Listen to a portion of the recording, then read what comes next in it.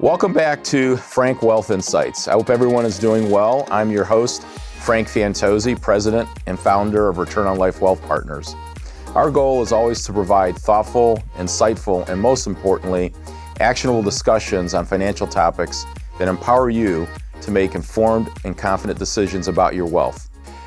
Today, we're discussing an important topic, women in wealth. Women are increasingly taking control of their financial futures, but still face challenges like gender pay gap, caregiving responsibility, and life transitions. To explore these topics in more detail, I'm joined by my colleague and wealth advisor, Chelsea Hussey, an advisor on our team that has extensive experience working with women. And we're going to talk through and help navigate our listeners in regards to these challenges and action steps that they can take to move themselves forward. So welcome, Chelsea. Good morning, Frank. Morning. Great to be here. Great. Well, you're a return guest. Yes. So we're excited to get your insights, and we'll collaborate on some ideas and talk about the things that really, I think, matter more to women, that are more women-focused in regards to their finances and how they should be approaching things, given that there is, I feel, and we've worked together a long time, how men generally approach finances is a little different than how women approach finances. Exactly. Well, and, to that, your thought that the pillars of financial planning, the steps that someone needs to take, they tend to be universal, but there's a few unique qualities to women, not only demographically, but how we are psychologically, that I think can actually be used to our advantage when it comes to becoming empowered in our wealth management. So go over a couple of those differences that you think and how we should really help frame it so that our listeners are better in tune to how they can empower themselves to take actionable steps. Sure. Well, I think the first key piece is that knowledge is power. The more you understand something, in general, women, we tend to do a little bit more research before we jump into something. The need to know. Exactly. And so I think it is very crucial that as women we begin to find our core people, our core resources that we can go to arm ourselves with information to be empowered to make those decisions when it comes to investing. Now, core to that is beginning your financial plan right away and not hesitating. Right. Well, I mean, I think, depending on if a woman is trying to take her finances on her own and try to navigate the various topics that we'll discuss later on, I think a key point is in working with an advisor such as yourself or myself, how do you feel a woman, a client, a family needs to be approached and talked to in a manner that works, for them? Well, I think there's a few key pieces. So the first is, as advisors or in general, we tend to ask a lot of questions, and that's a good thing. Going into a conversation, you do want to have a clear understanding of where you're trying to get to. And I think that's really important, understanding what those goals are, some of the measurables behind those goals. I think it's also important to understand how you best learn information. So if you're the type of person where you want to be able to call your advisor or whoever your team is and talk through things regularly, or if you tend to be more of an email person, things like that, it's important to uncover and know for yourself how you best learn and communicate. Okay. So, a takeaway is if in working with an advisor, really being able to explain to him or her that, this is how you want to be communicated, this is how you want your information framed, making sure that there's alignment on what your particular goals are, concerns are, what, kind of keeps you up at night, and how you want your advisor to frame information, because everyone's a little different. Yeah. I know for myself, I tend to be a very big picture person, so if someone comes at me with a lot of detail, I tend to shut down. I really want to know at 30,000 feet, okay, what are we really focusing on? But if I look at my wife, she's very detail-oriented. She needs a lot of information before she feels she can take that next step. Exactly. Well, and I'd be curious to know, if in your 31 years of working with families, if anything has shifted in how you communicate with those families that you work with, the husband and the wife in those meetings? Well, I think the biggest change, if I had to go back, and these are complaints I've heard, prior when I started in the industry back in 1994, is that typically advisors, which and our firm's a little more unique because we have 4 female advisors to 2 male advisors. And so, the industry's, dominated probably about 82% male to female. So there's a plethora of male advisors out there. And so I think what I used to hear a complaint about is that the male advisor would always focus on the husband, right? And really not, the wife would be sitting there and would not engage. And I think one of the things we do at our firm, you yourself and the rest of our team, is even if the male spouse tends to take control of the conversation, that we really try to redirect everything back to the female spouse to make sure that she feels that she has a platform to not only express her feelings, what's important to her, what her concerns are, versus always just deferring to what the husband wants. I think that's a very important point.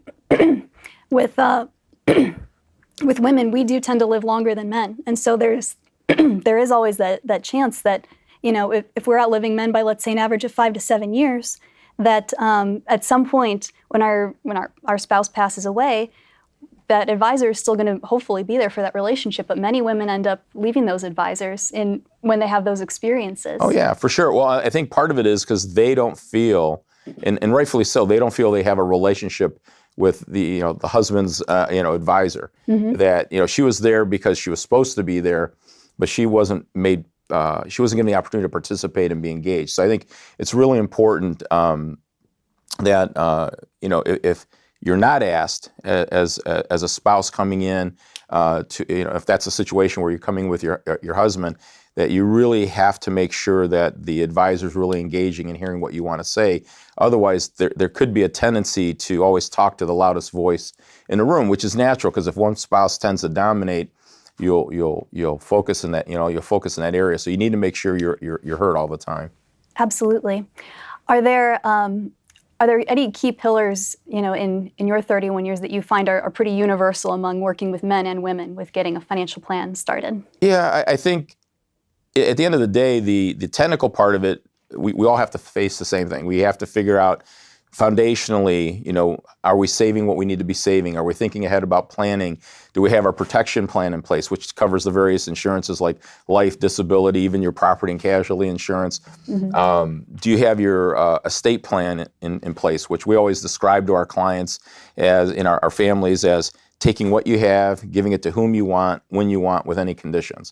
So I think the steps, to execute financial plans are very similar, but how you get there, how you communicate, how you really engage, especially in regards to if our families that come in cannot articulate what matters most, it becomes very hard. So the example I always give, you want to go build a house. So you're my client. You come to me and says, and I'm an architect. You say, Frank, I want you to build me a house.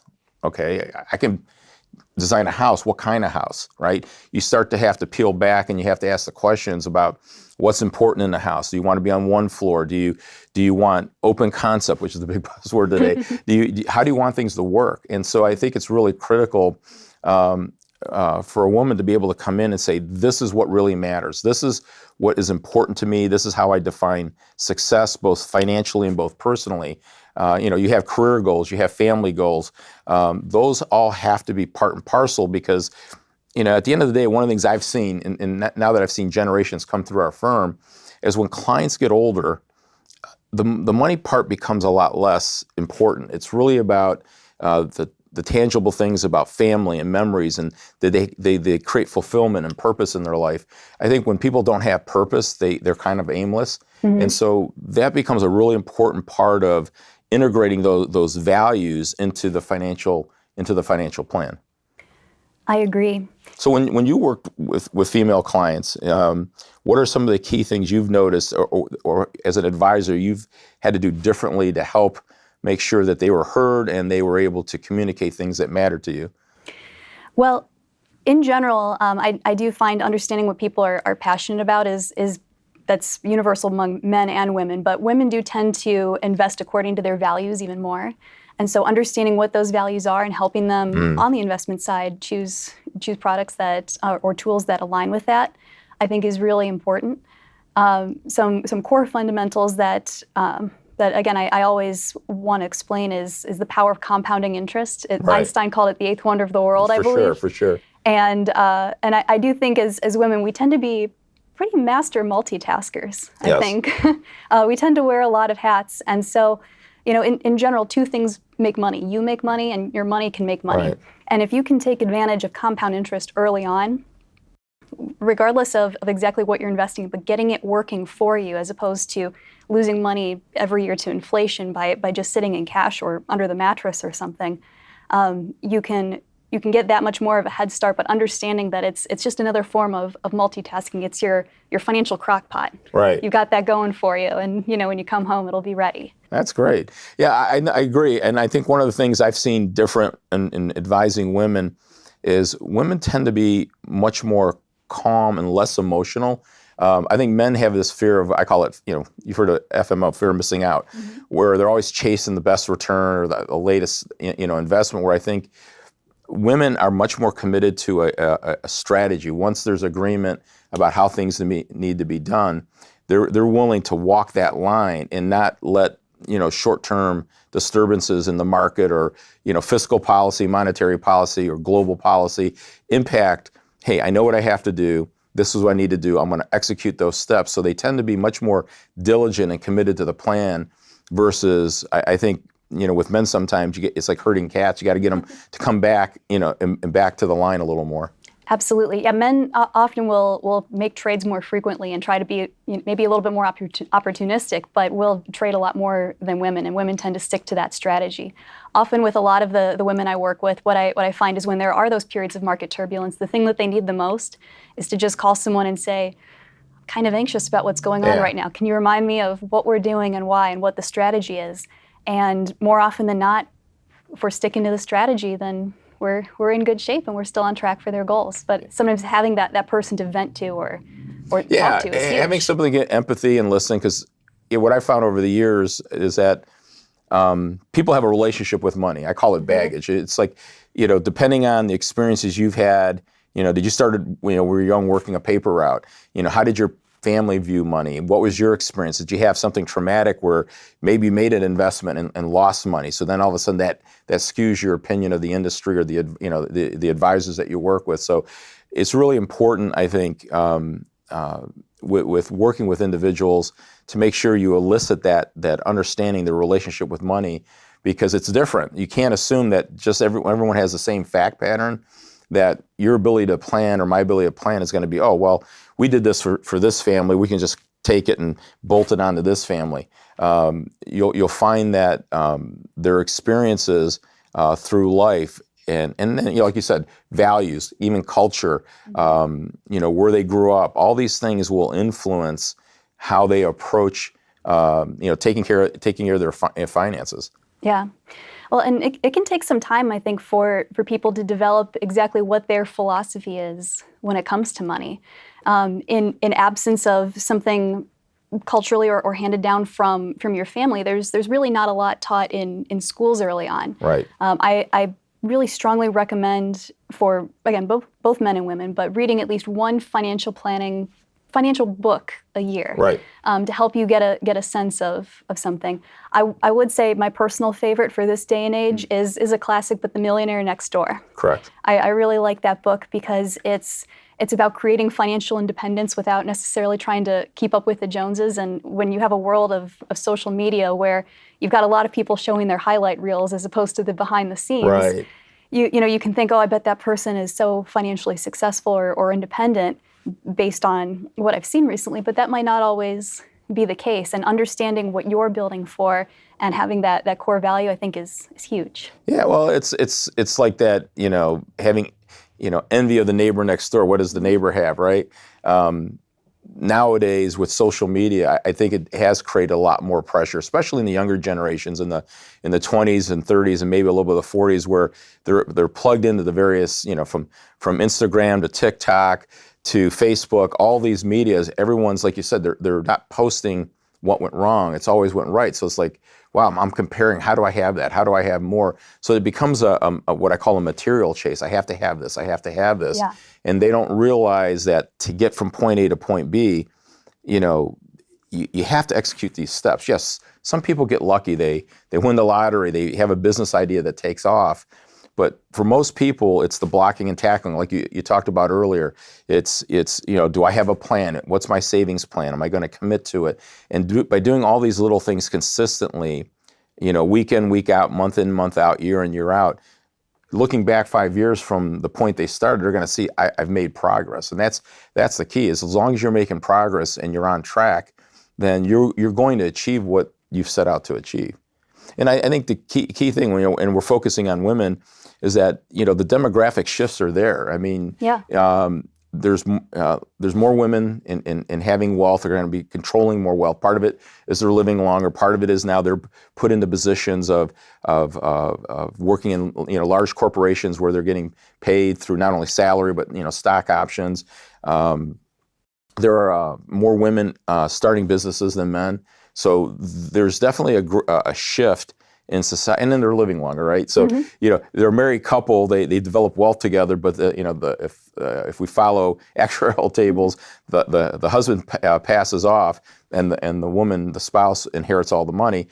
All that leads to as an industry, we really need to be more perceptive and in tune to how women want to be served, how they want to be communicated, making sure that their values are clearly understood, because people invest based on their values. And it's not about social investing necessarily. It's about, again, tying their financial plan, their investment plan to their personal plan and saying, okay, is this going to help me achieve the things that matter most to me while I live? And that could be, again, family, it could be charities, it could be community. There's a number of things that drive happiness for each individual. So it's finding that happiness factor for each person and saying, how do I help get more of that for you? Absolutely. Well, and to the earlier point on multitasking, 40% of women own businesses now. Right. And going back to the comment of women wearing so many different hats, it is important to leverage those experts, because we can't be experts in absolutely everything. If you're running a business, if you're also managing your family and everything else in your world, you do need to have those resources you can depend on to get things working for you. Yeah, well, hopefully, and I've seen more of it in a spousal situation. You have the ability to tag team and share that responsibility in regards to who's handling what facets of the money. Mm-hmm. I think for individuals, I think it's a little more challenging, because you need a sounding board. So that's where I think advisors are very, very important. They create that sounding board that allows you to check what you learn. Everyone assumes what's on the internet is always accurate. They now with AI coming in place, they think AI is going to answer all the questions. But ultimately, these are all tools. I think having someone that you trust to interact with, to share what's personal. Again, I always found that's the hardest part. Getting a family, husband and wife, or if it's an individual, a male or female, to really peel back the onion and say, like, okay, tell me what makes you tick. I need to understand that, because it's hard as an advisor, I think, to make recommendations. The big picture recommendations are kind of easy, but when you really want to get granular about sharpening the plan, it really becomes difficult to advise a woman to say, all right, how can I help you achieve this if I don't know that's important? I mean, yes, I could tell you saving's important, so save. Mm-hmm. But if we don't know what you're saving for and what the purpose of that money is going to be, then it becomes hard to help you navigate and to be really, I think, proactive about looking ahead. You've heard the expression, looking around the corner. Mm-hmm. The more you understand what makes someone tick, looking around the corner becomes more anticipatory, and so you can get your client, I think, further ahead. Definitely. Well, the key with any goal is that it's measurable. Right. Right. So, this is actually not only a helpful tool in financial planning, is understanding this is, for example, this is my dream kitchen, and I think it might cost X, and my time frame is about 3 years. That's also a good thing for women to learn even when it comes to negotiating their salaries. Right. Is not just knowing, I know I'm worth more than what I'm being offered, but what is my market value, and getting specific of what they're asking for. And when you can drill down into some of those numbers, whether or not you're a numbers person, but creating something measurable behind it. Creating context. Exactly. That's how you can get that much closer to those goals. Yeah. Well, I tell my two daughters, I was like, listen, if you don't ask, you might not receive, because not everyone might be in tune to what's going to make you happy, whether it's compensation. If you feel like you're being fairly compensated at work, because all of that could be timing, and when you enter the company, what the market's bearing at the time to hire someone in, and all that all influences it. But if you're at a company and you feel like, hey, you look at Glassdoor. Right? I think it's a Glassdoor, right? Yes. And you look at some of these other services, you can start to benchmark in context, and you can say, all right, is my compensation in the wheelhouse? Because there's other things that go into salary. It's your culture, your work environment, it's your benefits. All that weighs into how I define compensation. It's not just salary. But I think it's important, like you pointed out, if you feel you're worth X, you should be able to go to your direct report or the owner of the company and say, hey, I'm worth X. Okay, is there a reason why I'm only getting compensated at Y?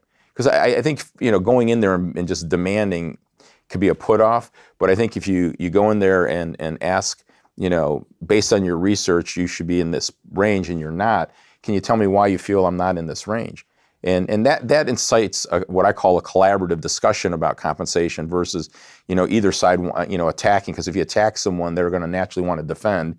And when you negotiate your compensation, I think you want to make it collaborative. You need to understand why the owner of a company is structured their compensation that way, why you're compensated a certain way. But I definitely feel your advice about not being afraid to ask is important, because, like I said, I tell my daughters, if you don't ask, you're not going to get. Yeah. So. Yeah, well, I think that's so. Understanding your worth and what your worth demands from a salary position is extremely important. I think there's a few other proactive measures that women can take. When it comes to starting to save early, save often. Don't be afraid to invest. For example, when you have that 401k, saving into that right away, not worrying so much about exactly what you're invested in, but getting invested, and then working with someone over time to make sure that those investments line up with you. But starting, not being afraid to jump in before you have 100% of that information. Right. Well, I think you don't want to have analysis by paralysis, right? If you never make a decision, you're never going to move forward. So your point's well taken. You need to make decisions, and it's hard to be in an environment where you have 100% of the information. At some point, you have to take a leap of faith. If you're working with an advisor, the advisor should be able to help coach you and create clarity and confidence that you can make this decision, because you're leaning on his or her expertise in regards to helping you navigate the plan. We talked about earlier, making sure, again, you have a savings plan, and there's two kinds of savings plans. One is, like you pointed out, making your money work for you. That's your long-term money. Having cash available for short-term needs, for emergencies or opportunities. That's important. We talked about the protection planning, making sure you have the right coverages in place, you have your estate plan in place. You need to make sure all that is well coordinated. You talked about powers of attorney, especially for single women.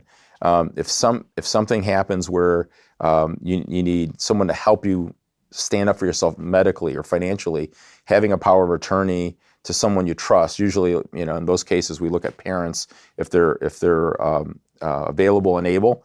If not, is there another family member or friend that you can trust? Because once you're over 18, you're HIPAA takes over, and those people are blocked, rightfully so, to help you unless you legally empower them. So these are some foundational blocks that I think a woman needs to make sure they bring up with their advisor. If they choose to work with an advisor, or if on their own, they need to investigate how to get that in place. Because without that foundation, it becomes harder to build. Because as you create wealth, and it's funny, I get clients who've been with us a while, they complain about some of the complexity that we have to put them through. And we try to keep things very simple, but wealth creates complexity. The tax laws become a bigger part of the planning, and those become onerous. Legal planning for your estate becomes more complicated, because you're trying to at the end of the day, keep more of what you work hard for. But to do that, when you have more money or more wealth, becomes more complex. So you have to jump through more hoops to do that. So it's a natural progression. So I tell people that's a sign of success. The fact that we have to talk about these things means you've moved up the pyramid in regards to your financial success. Then we always have to reflect back and even ask in meetings like, hey, are you happy? Are you doing the things that matter to you? Because again, you could be happy financially, like, oh, my net worth statement looks great, but you could be miserable because you don't have purpose in regards to what you're using your wealth for, what you're using your time for. And that's the one asset that we can't create more of. We can't help our clients create more time. We could talk to them about how they're using time, but they need to take the torch and say, listen, I have 24 hours a day. We're all level playing field there. And so helping someone understand how they spend their time is just as important as how we help them spend their wealth. That's a great way to put it. And to your point on estate planning, I think it's a good practice for people to be at least checking in on that estate plan once a year, or making sure that nothing has changed with regard to their wishes, but taking it out and revisiting it every 5 years, or if there's a major life event. That's a big triggering event for reviewing your estate plan. On the protective side or the defensive side of the financial plan as well is because women live longer, we do have to make these plans in retirement for if we become incapacitated or we need some type of long-term health care. Right. Which is very crucial because more often than not, or at least actuarially, we're taking care of our spouse early on, maybe while they're struggling. Right. They pass away, and now we want to retain our independence, but we have to plan for that. Yeah, well, that's an important point because if you cannot self-insure against what we call a care event, as we discussed in our office, then you need to figure out, can you take that risk and move it to an insurance company or find other ways to mitigate it. Obviously, if you become ultra high net worth, you really can self-insure. I mean, yes, it's going to consume some assets if there's an investment, but I think it's a real risk for women because of their longevity, and it becomes even more crucial in a spousal relationship because usually the initial spouse is the gentleman who needs a long-term care event. So then the woman becomes the caregiver, and that becomes very, very taxing. So we talk to our clients about how do you protect yourself from a caregiving standpoint because you get sucked into a world that you love your spouse, you're caring for your spouse, and you forget to take care of yourself. And so when and then when the spouse passes, the wife they're in a fragile state because they've spent time and energy taking care of them. So they're at risk for a higher care event. And again, financially, how is that in place? So we've rolled out a program where we talk at our firm about a plan of care, so that before these emergencies happen, if they do happen, there's a strategy of, okay, who's going to take care of me? Where do I want to live? How do I want to pay for all this? So no one's running around trying to figure it out, because when you get into a care event situation, it usually becomes a team. There's usually a quarterback, one person probably driving the care, but there's going to be other people involved. That's a great point. Is there a piece of advice, you mentioned your two daughters. Is there anything else that you would share for their benefit or for anybody else in beginning their financial plan? I think know thyself. So I have again, I can use my two daughters as my oldest daughter is very attuned to her finances. She's a finance major, so it comes a little more natural to her. And so she's very in tune to her numbers. She knows her cash flow. She's a consistent saver. My youngest daughter has more of an artist brain. She's an interior design architect, so she's more on the creative. She knows it's important to save, so she saves, and she's trying to do the right things, but it's not as top of mind because she doesn't care about the subject matter. Yeah. And so I think knowing yourself is really important, because if you're less self-motivated, because it's not an area of strength, and it doesn't come as natural to you. Finding someone that you can trust and empower and work with, so you can at least transfer how you feel to that person, and that person can then help you execute the steps, will be more important. My oldest daughter, again, she asks me for advice and she talks to our team and gets some advice, but she's much more disciplined to act on her own because it's easier for her. So I think for any woman out there is really, it's not about being critical about yourself. It's really about knowing thyself and then saying, all right, if I need to get from point A to point B and I need help, getting the right help. And I think that's really the first step. And getting over the fear of, how's someone going to judge me? Because I think it really happens. Someone, you go to a good college, you have a great career, you start out in a great career, you're making good money, and people just assume, and I've seen this happen with business owners. They're highly successful at their business, and they're terrible financial managers of themselves. Yeah. So you have to get over any self-doubt and say, listen, I know I need to do the right thing. I'm gonna get help, versus trying to be too proud and let things go as they are. That's usually a recipe for you becoming a train wreck at some point in your life. So I think knowing thyself is the first step. That's excellent advice. So. Yeah, I think it's crucial too. As women, or if you're looking for that financial planning team or the right place, it is important to know that there are a lot of advisors out there who are very jargon heavy. Right. And that can be intimidating, because you think, boy, they're using a whole lot of acronyms. They must know way more about this than I do. And more often than not, it just kind of makes them sound like they know what they're doing. But being able to go there and say, here's my benefits packet through work. I know I have stock options. I don't know the difference between the grant date, vesting, expiration. Can you help me make sense of this? Because this is a mix of financial jargon and legalese. Yeah. Can you help me make sense of this insurance policy? Should I even get this? Is this going to cover me? Is this comprehensive, for disability or something like that? Well, I would be concerned if an advisor is going to pontificate on all these, our industry acronyms, and the first thing you would do is say, listen, I don't talk your language. Okay, so talk to me in common speak, so that I can understand what you're talking about. If they can't do that, then I would even question, are you with the right advisor? Yeah. Really, picking an advisor is really two things. One, does that person, or their firm, and we do recommend working with a firm because, as smart as you are, as smart as I am in all our experiences, we're better because we have a team. I rely on you, you rely on me, we rely on others on the team. But does that firm have the bandwidth and the expertise to help you with your situation? And remember, your situation, depending on when you come to the firm, can be in different stages. You could be just starting out, so you're not complex. Or you could be an ultra high net worth person that's built a successful business that's worth $30 million. You're looking to liquidate the business, and okay, what am I going to do with this liquidation event?